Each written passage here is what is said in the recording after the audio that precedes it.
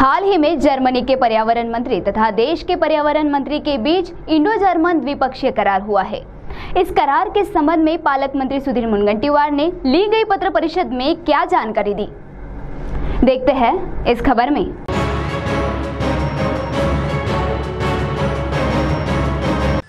Germany के पर्यावरण मंत्री तथा हमारे देश के पर्यावरण मंत्री ने हाल ही में एक इंडो जर्मन द्विपक्षीय करार किया है। वहीं इस करार के संबंध में विस्तार पूर्वक जानकारी देने के लिए राज्य के वन सांस्कृतिक कार्य मंत्री तथा चंद्रपुर जिले के पालक मंत्री सुधीर मुनगंटीवार ने एक पत्र परिषद ली।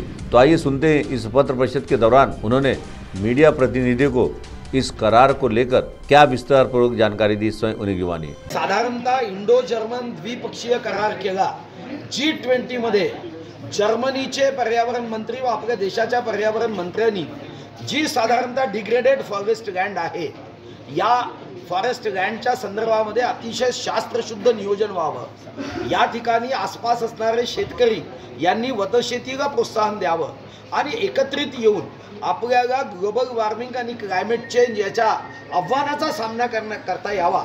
शास्त्रशुद्ध ट्रेनिंग, तंत्रज्ञानाची माहिती व या ठिकाणी मग रोप असेल तर त्या रोपाचा दर्जा उत्तम असेल, आपल्याला अतिशय ॲडव्हान्स टेक्नॉलॉजीच्या नर्सरी करता येईल, यासोबतच जमिनीचा पोत बघून त्या ठिकाणी लागणाऱ्या प्रजातीची योग्य निवड करता येईल आणि वन विभागाच्या अधिकाऱ्यांना या क्षेत्रामध्ये किंवा NGOंना किंवा शेतकऱ्यांना या क्षेत्रामध्ये आपले योगदान हे शास्त्रशुद्ध दृष्टिकोनातून देता यावं, यासाठी हा करार आहे।